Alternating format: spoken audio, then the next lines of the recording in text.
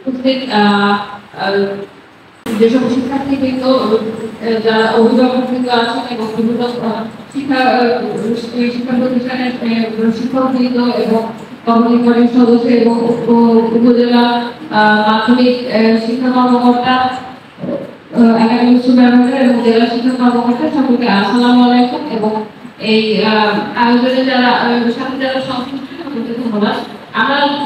জানি যে এসএসসি পরীক্ষা এবং এইচএসসি পরীক্ষা দুটি একটি খুব গুরুত্বপূর্ণ পাবলিক পরীক্ষা এবং শিক্ষা জীবনের যে একটি গুরুত্বপূর্ণ ধাপ অতিক্রম করা হয় এই পরীক্ষা দুটির মাধ্যমে। এই পরীক্ষা দুটিতে যারা কৃতিত্ব অর্জন করে তাদেরকে আমরা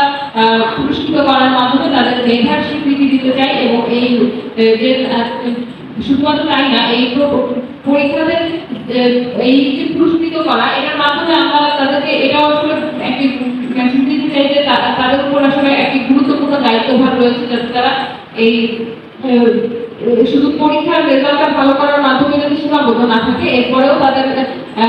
যে ভবিষ্যৎ জীবনে যে দায়িত্বটা নিতে হবে সমাজের প্রতি এবং রাষ্ট্রের প্রতি, এবং একই সাথে তাদের নিজের জীবনকে যোগ্য নাগরিক হিসেবে নাগরিক হিসেবে নয়, নিজেদের কর্মজীবনেও যাতে স্কিল একটা ওয়ার্কার হিসেবে গড়ে উঠতে পারে, দক্ষ কর্মী হিসেবে সেই সব ক্ষেত্রে যাতে এরা মনোনিবেশ করে, এই লক্ষ্য রেখে আসলে এই ধরনের অনুষ্ঠানের আয়োজন করা হয়। আমরা এখানে দেখি যে এই বছরও আমাদের এসএসসি পরীক্ষার ফলাফল দেখলাম, দেখা যায় যে অন্যান্য উপজেলার সাথে আমাদের নোয়াখালীর অন্যান্য উপজেলার সাথে সুবর্ণচরের পরীক্ষায় পাশের হার যদিও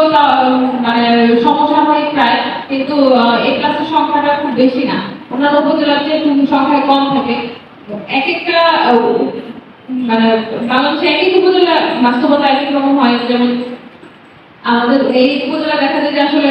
শিক্ষকদের জন্য শিক্ষাদানটাও খুব কঠিন, আবার শিক্ষার্থীরা যারা আছে এবং অভিভাবকরা খুব সাধারণত সচেতন না।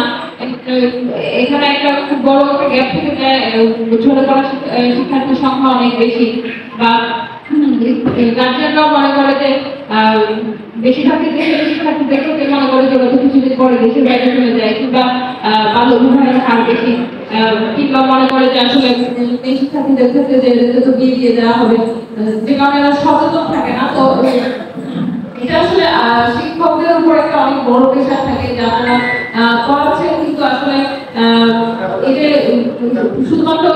শ্রেণীকক্ষে পাঠদান না, সেই সাথে আপনাদের জন্য এটা একটা গুরুত্ব দায়িত্ব যে শিক্ষার্থীদেরকে এবং একই সাথে অভিভাবকদেরও সচেতন করা।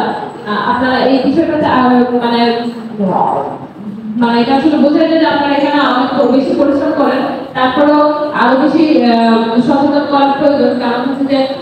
ওইটা অভিভাবকদেরকে বোঝাতে হবে যে আপনার সন্তানদেরকে যদি বিয়েও দিয়ে দেন বা আপনার সন্তানকে যদি বিদেশেও পাঠিয়ে দেন, প্রত্যেক ক্ষেত্রে আসলে তাদেরকে শিক্ষা মানে অন্ততপক্ষে যাতে এইচএসসিটা কমপ্লিট করে ভালোভাবে সেটা নিশ্চয়তা প্রদান করা উচিত। কারণ একজন বাংলাদেশ থেকে একজন ওয়ার্কার যখন বিদেশে যায়, সে যদি মিনিমাম যোগ্যতা বা দক্ষতা অর্জন না করে যায়, তাহলে কিন্তু সে অদক্ষ শ্রমিক হিসেবে যায়। তো তাহলে তার থেকে মানে তার যে টাকা উপার্জনের পরিমাণটা আসলে অনেক বেড়ে যায়, অনেক কমে যায় অদক্ষ শ্রমিক হিসেবে যখন দেশের বাহিরে যায়। আবার আপনারা যদি মনে করেন যে আপনাদের যাদের মেয়ে সন্তান তাদেরকে যদি মানে বিয়েও দিয়ে দেন, সেটাও কিন্তু একটা পর্যায় পর্যন্ত যদি না দেওয়া হয়, তাহলে কিন্তু সে একজন যোগ্য